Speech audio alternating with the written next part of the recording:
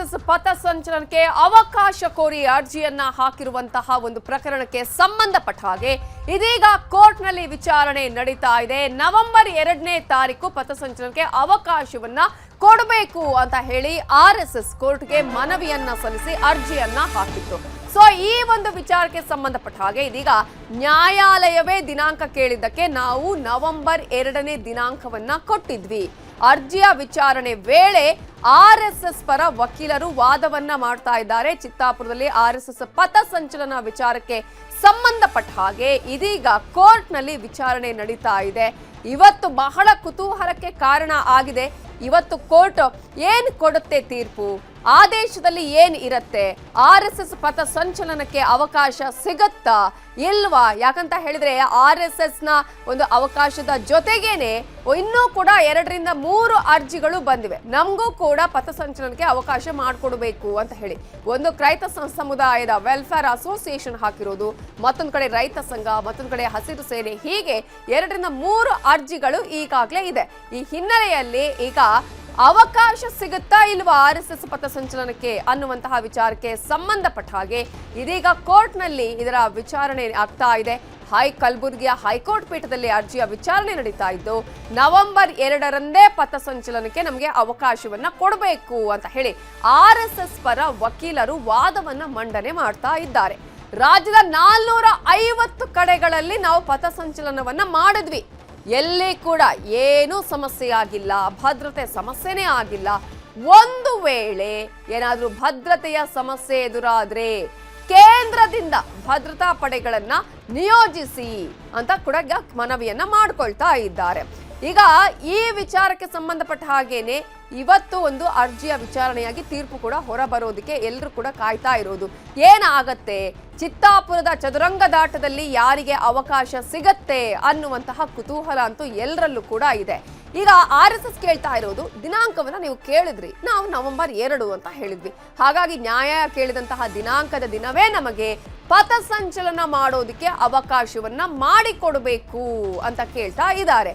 ಇನ್ನು ಈ ಸಂದರ್ಭದಲ್ಲಿ ಈಗ ಒಂದ್ ಕಡೆ ಭದ್ರತೆಯ ವಿಚಾರ, ಕಾನೂನು ಸುವ್ಯವಸ್ಥೆಯ ವಿಚಾರ ಕೂಡ ಬರುತ್ತೆ. ಹಾಗಾಗಿ ಅದಕ್ಕೂ ಕೂಡ ಆರ್ಎಸ್ಎಸ್ ಪರ ವಕೀಲರು ಈಗ ವಾದ ಮಾಡಿದ್ದಾರೆ. ಎಲ್ಲೂ ಕೂಡ ಇಲ್ಲಿವರೆಗೂ ಭದ್ರತೆ ಸಮಸ್ಯೆ ಆಗಿಲ್ಲ ಅನ್ನೋದನ್ನ ಹೇಳಿದ್ದಾರೆ. ಇದೀಗ ವಿಚಾರಣೆಯನ್ನ ಮುಂದೂಡಿದೆ ಹೈಕೋರ್ಟ್. ಅಕ್ಟೋಬರ್ 28ರಂದು ಶಾಂತಿ ಸಭೆ ಮಾಡಬಹುದಾ ಅನ್ನುವ ಪ್ರಶ್ನೆಯನ್ನು ಕೂಡ ಕೇಳಿದೆ. ಇದಕ್ಕೆ ಸಂಬಂಧಪಟ್ಟ ಹಾಗೆ ಇನ್ನಷ್ಟು ಅಪ್ಡೇಟ್ಸ್ ಕೊಡೋದಿಕ್ಕೆ ನಮ್ಮ ರಿಪೋರ್ಟರ್ ಅರುಣ್ ಕುಮಾರ್ ಇದೀಗ ಫೋನ್ ಸಂಪರ್ಕದಲ್ಲಿ ಜಾಯ್ನ್ ಆಗಿದ್ದಾರೆ. ಅರುಣ್ ಕುಮಾರ್, ಈಗ ವಿಚಾರಣೆಯನ್ನ ಮುಂದೂಡಲಾಗಿದೆ. ಯಾವಾಗಕ್ಕೆ ಈ ವಿಚಾರಣೆಯನ್ನ ಈಗ ನಿಗದಿಪಡಿಸಲಾಗಿದೆ? ಇವತ್ತು ಏನೆಲ್ಲ ವಾದ ನಡೆಯಿತು ಇಲ್ಲಿ? ಆರ್ಎಸ್ಎಸ್ ಪರ ವಕೀಲರು ಯಾವ ರೀತಿಗೆ ವಾದವನ್ನ ಮಂಡನೆ ಮಾಡಿದ್ರು? ಹೌದು ನವಿತಾ, ಚಿತ್ತಾಪುರ್ನಲ್ಲಿ ಆರ್ಎಸ್ಎಸ್ ಪಥಸಂಚಲನಕ್ಕೆ ಅವಕಾಶನ ಕೋರಿ ಇದೇ 19ರಂದು ಅರ್ಜಿಯನ್ನು ಸಲ್ಲಿಸಿ ಅರ್ಜಿ ವಿಚಾರಣೆ ನಡೆಸಿದಂತಹ ಕಲಬುರಗಿ ವಿಭಾಗೀಯ ಪೀಠ ಇದೇ ತಿಂಗಳು 24 ಅಂದ್ರೆ ಇವತ್ತು ವಿಚಾರಣೆಯನ್ನು ಕೈಗೆತ್ತಿಕೊಂಡಿತ್ತು. ಇವತ್ತು ಮಧ್ಯಾಹ್ನ 4 ಗಂಟೆಗೆ ಆರಂಭವಾದಂತ ಈ ಒಂದು ವಿಚಾರಣೆ, ಈ ವಿಚಾರಣೆಯಲ್ಲಿ ಸಾಕಷ್ಟು ವಿಚಾರಗಳನ್ನ ಅವರು ಸರ್ಕಾರದ ಪರ ವಕೀಲರು ಹೇಳಿದ್ರು. ಏನಂತಂದ್ರೆ ಒಂದೇ ದಿನವೂ ಸಾಕಷ್ಟು ಸಂಘಟನೆಗಳು ಒಂದೇ ದಿವಸ ಪಥಸಂಚಲನ ಮತ್ತೆ ಪ್ರತಿಭಟನೆ ಮಾಡೋ ಅವಕಾಶನ ಕೋರಿದ್ದು. ಹಾಗಾಗಿ ಅಲ್ಲಿ ಶಾಂತಿ ಸುವ್ಯವಸ್ಥೆ ಹಾಳಾಗುತ್ತೆ ಅನ್ನೋ ಕಾರಣಕ್ಕಾಗಿ ನಾವು ಇನ್ನೊಂದು 2 ವಾರಗಳ ಕಾಲ, ಯಾಕಂದ್ರೆ ಆ ಎಲ್ಲವನ್ನ ಕೂಡ ನಾವು ಸಾರ್ಟ್ ಔಟ್ ಮಾಡಕ್ಕೆ ಒಂದೆರಡು ವಾರಗಳ ಕಾಲ ಬೇಕಾಗುತ್ತೆ. ಹಾಗಾಗಿ ಎಲ್ಲರನ್ನ ಕರೆಸಿ ಮತ್ತೊಮ್ಮೆ ಶಾಂತಿ ಸಭೆಯನ್ನು ನಡೆಸಕ್ಕೆ ನಮ್ಗೆ ಕಾಲಾವಕಾಶನ ಕೋರಿದ್ರು. ಆದ್ರೆ ಇದಕ್ಕೆ ಏನಂತಂದ್ರೆ ಏನು ಅರ್ಜಿ ಪರ ವಕೀಲರು ಇದಕ್ಕೆ ಏನು ತಕರಾರನ್ನ ಸಲ್ಲಿಸಿದ್ರು. ಏನಂತಂದ್ರೆ ಈ ಹಿಂದೆಯೂ ಕೂಡ ಸಾಕಷ್ಟು ಬಾರಿ ನಮಗೆ ಕಾಲಾವಕಾಶನ ಕೊಟ್ಟಿದ್ವಿ, ಆದ್ರೆ ಇನ್ನೂ ಕೂಡ ಕಾಲಾವಕಾಶ ಎಷ್ಟು ದಿವಸ ಬೇಕು? ಒಂದು ಸಂಘಟನೆ ನಾವು ಮೊದಲೇ ಏನಂತಂದ್ರೆ ನಾವು ಪಥಸಂಚಲನ ಅವಕಾಶನ ಕೋರಿ ನಾವು ಅರ್ಜಿನ ಸಲ್ಲಿಸಿದ್ವಿ. ಅದಾದ ಬಳಿಕ ಬೇರೆ ಬೇರೆ ಸಂಘಟನೆಗಳು ಅವಕಾಶನ ಕೊಟ್ಟಿದ್ರು, ಅರ್ಜಿನ ಸಲ್ಲಿಸಿದ್ರು. ಹಾಗಾಗಿ ನಮ್ಮ ಅರ್ಜಿಯನ್ನ ಕನ್ಸಿಡರ್ ಮಾಡಿ ನಮಗೆ ಪಥಸಂಚಲನಕ್ಕೆ ಅವಕಾಶ ಮಾಡ್ಕೊಡ್ಬೇಕು.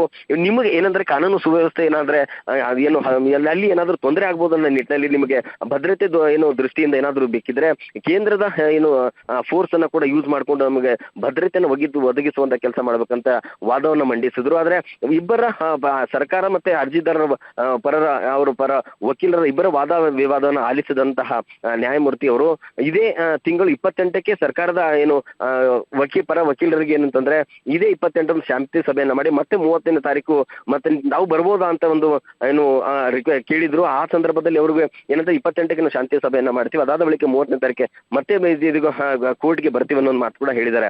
ಇನ್ನು ಏನಂತಂದ್ರೆ ಇನ್ನೂ ಕೂಡ ಕೋರ್ಟ್ ನಲ್ಲಿ ಈಗ ವಿಚಾರಣೆ ಇನ್ನು ಮುಂದೂಡುತ್ತದೆ. ಇನ್ನೇನು ಕೆಲವೇ ಕ್ಷಣಗಳಲ್ಲಿ ಈಗ ಆರ್ಡರ್ ಅನ್ನು ಬರುವಂತ ಸಾಧ್ಯತೆ ಇರುವಂತದ್ದು ವಿಚಾರ, ಅಥವಾ 30ಕ್ಕೆ ಕೊಡ್ತಾರೆ ಅಥವಾ ಇನ್ನೊಂದು ಏನು ಡೇಟ್ ಏನಾದ್ರೂ ಮುಂದೂಡಿಸಿ ದಿನಾಂಕನ ಸೂಚನೆಯನ್ನ ಕೊಡ್ತಾರೆ ಅನ್ನೋದು ನೋಡ್ಬೇಕಾಗಿದೆ Navitha. Yes, thank you Arun Kumar details.